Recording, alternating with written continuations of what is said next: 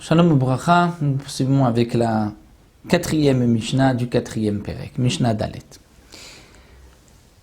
Le Tana de la Mishnah nous enseigne que lorsque les pauvres vont venir ramasser et récolter la PA, donc la couper du sol, puisque nous avons vu au début du Perek que la PA doit être laissée lorsqu'elle est encore rattachée au sol.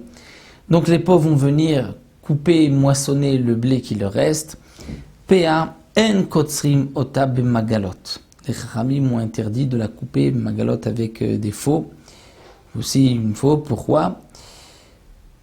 La Mishnah va nous le dire par la suite. Ve'en okrim ota bekarmot. Et même lorsqu'on doit arracher certaines, si c'est des fruits qu'on doit arracher ou la récolte qu'on veut arracher avec kardumot, qui est aussi une sorte d'outil,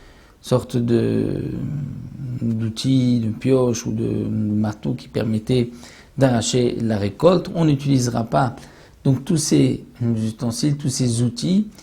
Pourquoi? Pour ne pas qu'un pauvre frappe l'autre.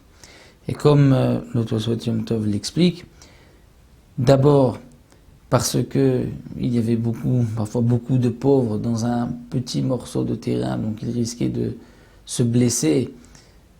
Ils étaient nombreux dans une petite parcelle de terrain, chacun voulait prendre un maximum, ou encore, pour ne pas s'il y a une dispute entre les pauvres, l'un qui dit ça c'est à moi, c'est le premier, je veux garder cette PA pour moi, tu en as pris assez, et qu'ils vont ainsi se disputer, ils risquent de se blesser, donc les Chachamim ont interdit d'utiliser des outils qui pourraient être donc dangereux au moment où les pauvres vont prendre la PA.